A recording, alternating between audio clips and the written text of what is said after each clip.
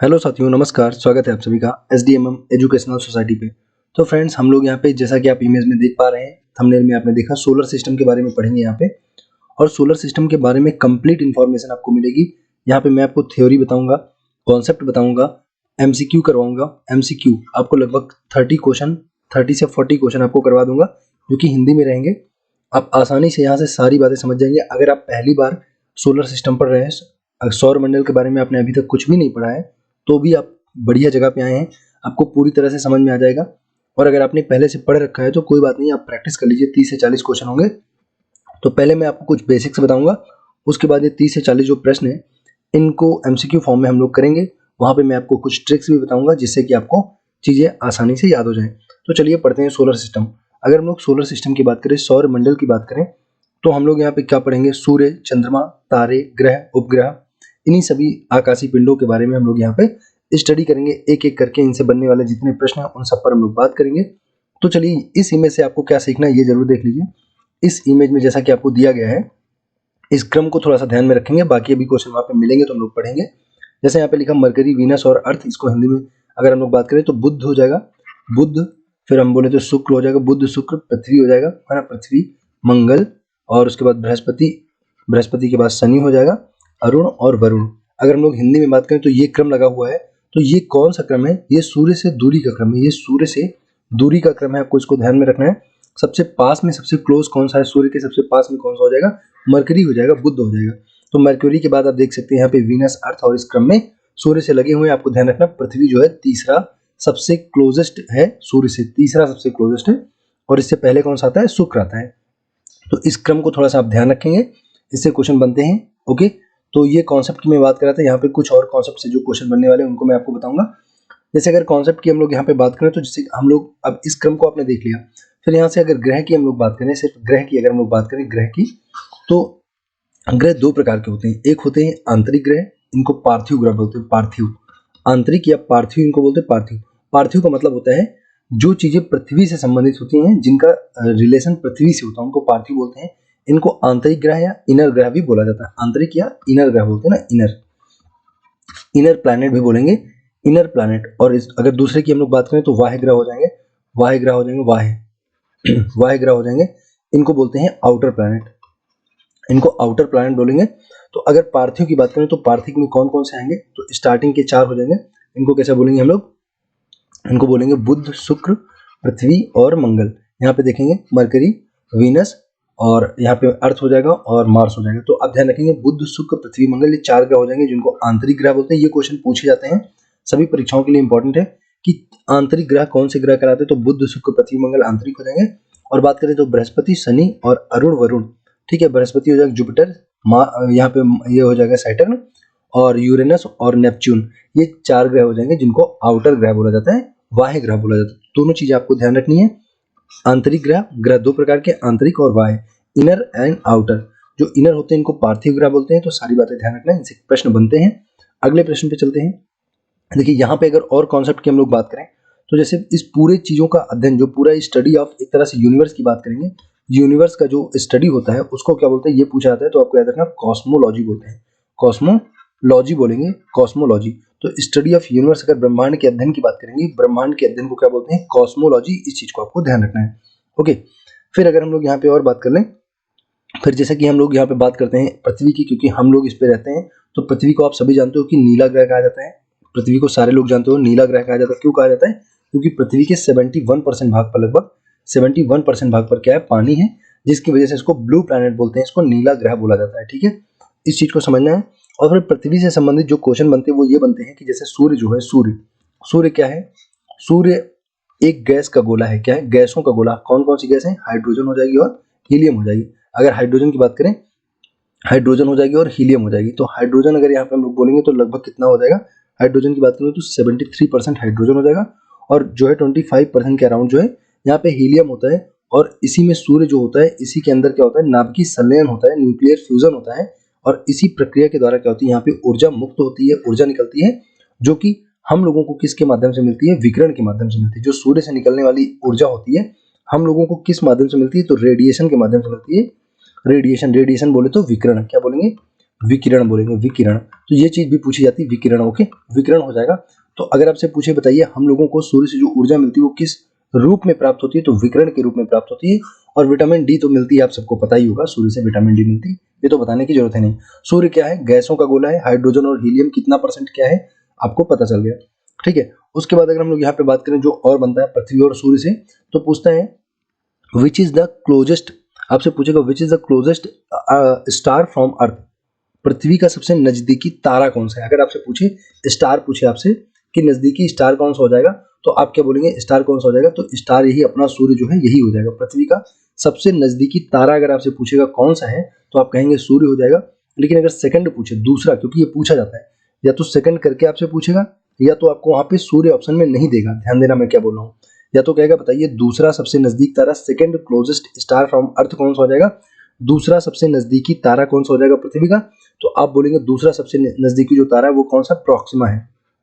Proxima, Proxima Centauri उसका नाम है। प्रॉक्सिमा आप याद रखना, प्रॉक्सिमा सेंचुरी। ओके, हिंदी में भी प्रॉक्सिमा ही लिखा जाता है, तो कोई इसमें वो नहीं है, परेशानी नहीं। प्रॉक्सिमा सेंचुरी हिंदी में भी लिखा होता है ना, ऐसे करके Centauri. Okay, Proxima Centauri Hindi में भी लिखा होता है, कोई दिक्कत नहीं है। तो दूसरा अगर पूछेगा पृथ्वी का दूसरा सबसे नजदीकी तारा कौन सा हो जाएगा, प्रॉक्सिमा सेंचुरी हो जाएगा। और पहला सबसे नजदीकी तारा, सबसे क्लोजेस्ट तारा पूछेगा, तो आप बताएंगे अपना वाला सूर्य जो चमकता है, जिससे हम लोगों को ऊर्जा मिलती है, ठीक है। फिर अगर यहीं पे आपसे पूछता कि बताइए पृथ्वी का सबसे नजदीकी पिंड कौन सा है, पिंड पूछता, पिंड होता है celestial body, celestial. Okay, celestial body अगर आपसे पूछता है बताइए सेलेस्टियल बॉडी कौन सी हो जाएगा, which is the closest celestial body from earth, कौन सा पिंड पृथ्वी के सबसे नजदीक पिंड कौन सा है, तो आप बोलते क्या हो जाता, उसका आंसर हो जाता मून, उसका आंसर चंद्रमा हो जाता। अगर सबसे नजदीकी पिंड पूछेगा तो आपका क्या हो जाएगा, मून हो जाएगा, चंद्रमा हो जाएगा। समझ आ गई बात, मून आ जाएगा। और मून के बारे में ध्यान रखना, मून को जो मून के आपको पता है कि जो चंद्रमा है वहां पे बड़े बड़े से प्लेन है, बड़े बड़े से मैदान है, तो उन मैदान को क्या कहा जाता है, उनको बोला जाता है सी ऑफ ट्रैंक्विलिटी, यानी शांति का सागर बोला जाता है। शांति का सागर बोलते हैं, ध्यान रखना, शांति का सागर, शांति का सागर कहा जाता है। आप इसको थोड़ा सा ध्यान रखना, सी ऑफ ट्रैंक्विलिटी है ना, सी ऑफ ट्रैंक्विलिटी बोलते हैं, सी ऑफ ट्रैंक्विलिटी बोलेंगे, शांति का सागर बोलेंगे। चंद्रमा पर जो मैदान पाए जाते हैं उनको बोला जाता है शांति का सागर या सी ऑफ ट्रैंक्विलिटी बोला जाता है। ट्रैंक्विलिटी का मतलब होता है शांति होता है, ठीक है।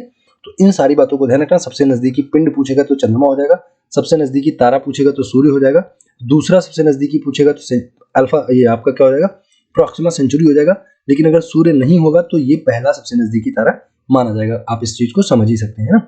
तो इन सारी बातों को ध्यान रखना। उसके बाद यहाँ से आपको मैं और कुछ बता दूं, जैसे आपको यहाँ से याद रखना, जैसे आपको ग्रहण याद रखना है ना, ग्रहण के बारे में थोड़ा सा याद रखना है कि ग्रहण दो प्रकार के होते हैं, एक सूर्य ग्रहण होता है और एक चंद्र ग्रहण होता है। आप सबको मालूम है जो सूर्य ग्रहण होता है वो कब होता है और चंद्र ग्रहण होता है वो कब होता है। इन सारी बातों को समझ लेते हैं थोड़ा सा, बिल्कुल हल्के में। अगर आपको पता है तो अच्छी बात है, रिवीजन हो जाएगा, नहीं पता है तो आप सीख सकते हैं।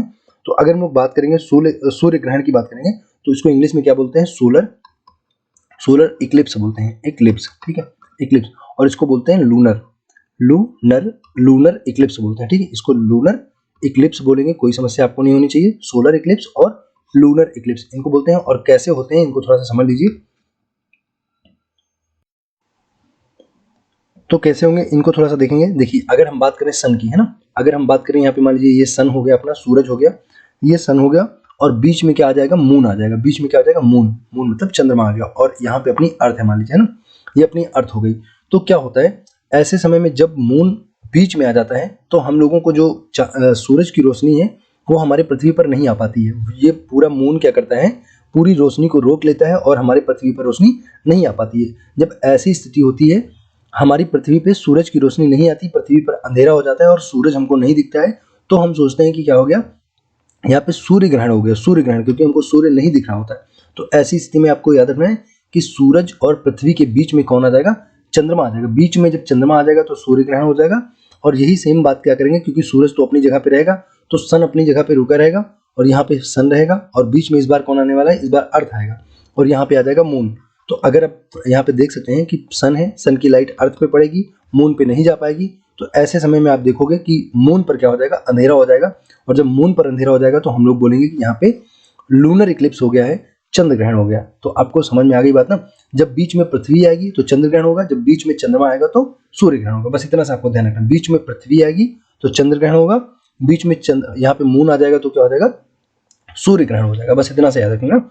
और आपको ये भी ध्यान रखना है कि जो सूर्य ग्रहण होता है वो अमावस्या को होता है, अमावस्या, ठीक है, अमावस्या के दिन सूर्य ग्रहण होगा। और जो चंद्र ग्रहण होता है वो होता है पूर्णिमा के दिन। तो पूर्णिमा के दिन आपका चंद्र ग्रहण होता है और अमावस्या के दिन सूर्य ग्रहण होता है। ये चीज आपको ध्यान रखनी है। और कॉन्सेप्ट में यहाँ पे यही सारी बातें आपको बतानी थी।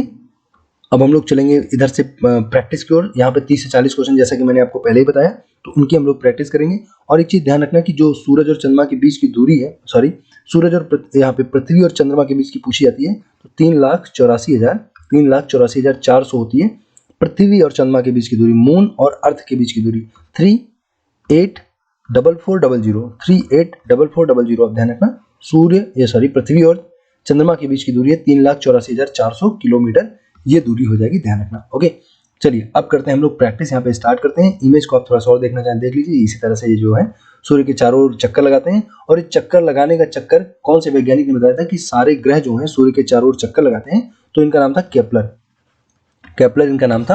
केपलर नाम के वैज्ञानिक थे, केपलर, है ना, केपलर वैज्ञानिक थे जिन्होंने कहा था कि सारे जो ग्रह हैं वो दीर्घवृत्ताकार चक्कर लगाते हैं, दीर्घवृत्ताकार कक्षा में चक्कर लगाते हैं। किसका चक्कर लगाते हैं? सूरज का। यहाँ पे कहीं पे सन होगा और इस सन का चक्कर सारे ग्रह जो है दीर्घवृत्ताकार कक्षा में लगाते हैं। ये किसने बताया था?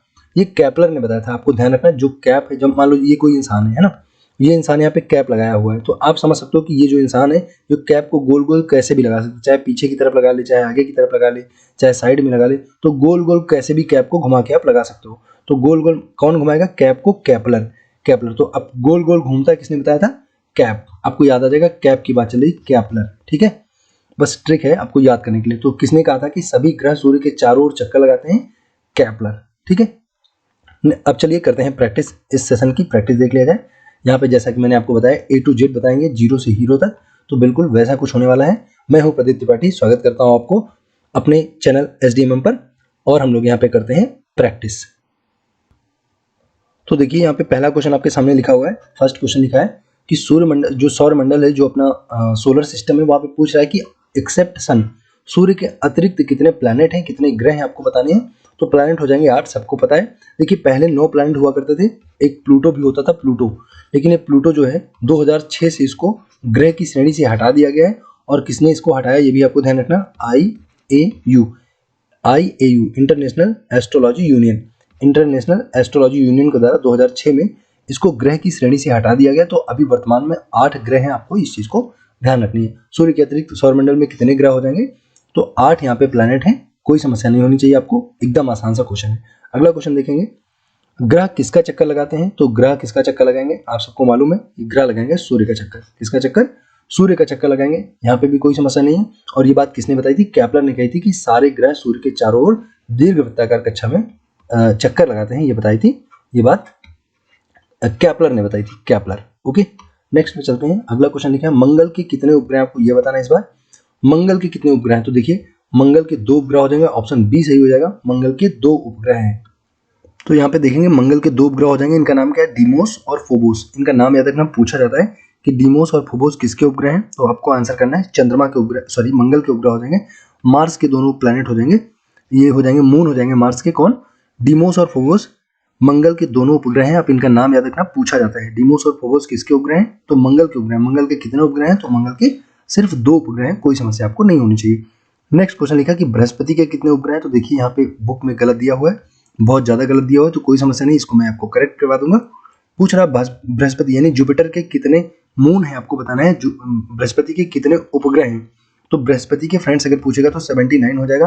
पहले क्वेश्चन पूछा करता था, बताइए सबसे ज्यादा उपग्रह किसके हैं, और उसका सही जवाब होता था बृहस्पति।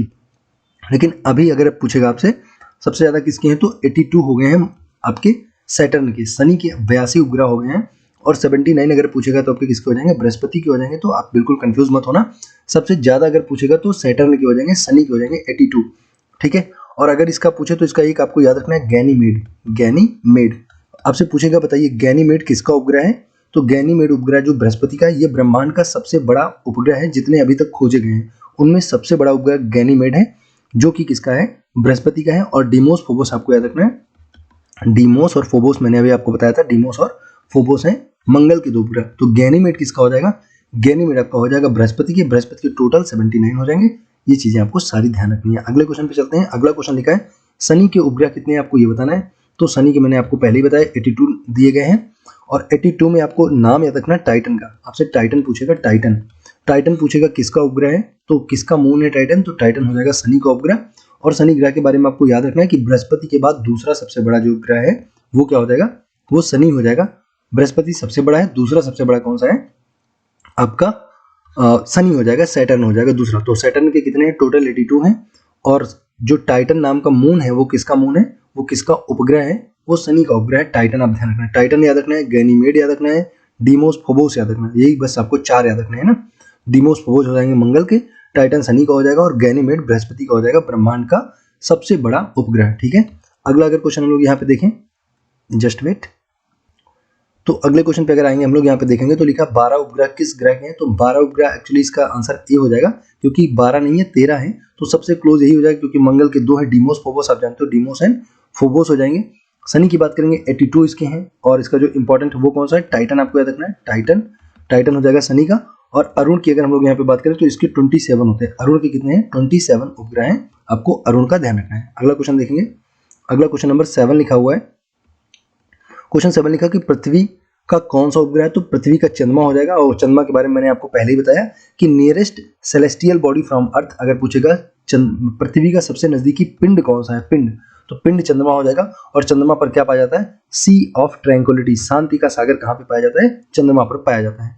बाकी मैंने सूर्य के बारे में पहले ही कहा, हाइड्रोजन और हीलियम का गोला होता है, हाइड्रोजन और हीलियम का गैसों का गोला है, और यहीं पे नाभिकीय संलयन होती है, जिसके बाद हम लोगों को रेडिएशन के माध्यम से क्या, रेडिएशन के माध्यम से हम लोगों को विकिरण के माध्यम से, हिंदी बोले तो विकिरण के माध्यम से हम लोगों को क्या मिलेगी, ऊर्जा मिलेगी विकिरण के माध्यम से। ठीक है, इन चीजों को आपको ध्यान रखना। सूर्य से जो हमको ऊर्जा मिलती है, जो प्रकाश मिलता है, किस माध्यम से मिलता है, रेडिएशन के माध्यम से मिलता है, विकिरण के माध्यम से मिलता है। ओके, फिर नेक्स्ट देखते हैं पृथ्वी और चंद्रमा के बीच की दूरी कितनी है। तो मैंने आपको बताया था 384400, 3,84,400 किलोमीटर जो है पृथ्वी और चंद्रमा के बीच की दूरी हो जाएगी। नेक्स्ट लिखा है कि चंद्रमा पृथ्वी का एक चक्कर कितने दिन में पूरा करता है। तो चंद्रमा पृथ्वी का एक चक्कर कितने समय में लगाएगा, आपको ये बताना है। इसका सही जवाब ऑप्शन सी हो जाएगा, 27 सही, 1/3, 27 होल 1/3। और 1/3 का मतलब है, क्योंकि इस दिन है ना, तो 1/3 दिन का मतलब होता है 24 घंटा होता है दिन में, तो इस 24 घंटा का 1/3 आप करोगे तो है ना, तो कितना हो जाएगा, 8 आवर्स हो जाएंगे, 3 8 जा 24, तो 8 आवर्स हो जाएंगे। इसका मतलब वो 27 दिन और लगभग 8 घंटे लगते हैं चंद्रमा को पृथ्वी का एक चक्कर लगाने में, चंद्रमा को पृथ्वी का एक चक्कर लगाने में। समझ आ रही होगी बात। अगला क्वेश्चन देखते हैं।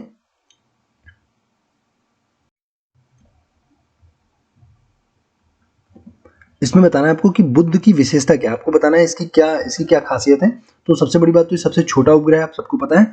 और दूसरी बड़ी बात कि ये जो सन के सबसे क्लोजेस्ट है, सन के सबसे पास में कौन सा उपग्रह हो जाएगा, बुध हो जाएगा। अभी आपको मैंने इमेज भी दिखाई थी, सन था यहाँ पे, तो मैंने कहा था बुध, शुक्र, पृथ्वी, मंगल, बृहस्पति, शनि, अरुण, वरुण, इस क्रम में वहां पे लगे हुए थे। तो जो बुध है वो सबसे छोटा है और सूरज के सबसे पास में है बुध ग्रह, आपको ध्यान रखना है। सबसे बड़ा जुपिटर हो जाएगा, आपको पता है बृहस्पति हो जाएगा। सबसे चमकीला बात करेगा तो यहाँ पे क्या हो जाएगा, सबसे चमकीला हो जाएगा शुक्र हो जाएगा, वीनस हो जाएगा, सबसे चमकीला हो जाएगा। इसीलिए इसको सौंदर्य की देवी बोला जाता है, सौंदर्य की देवी।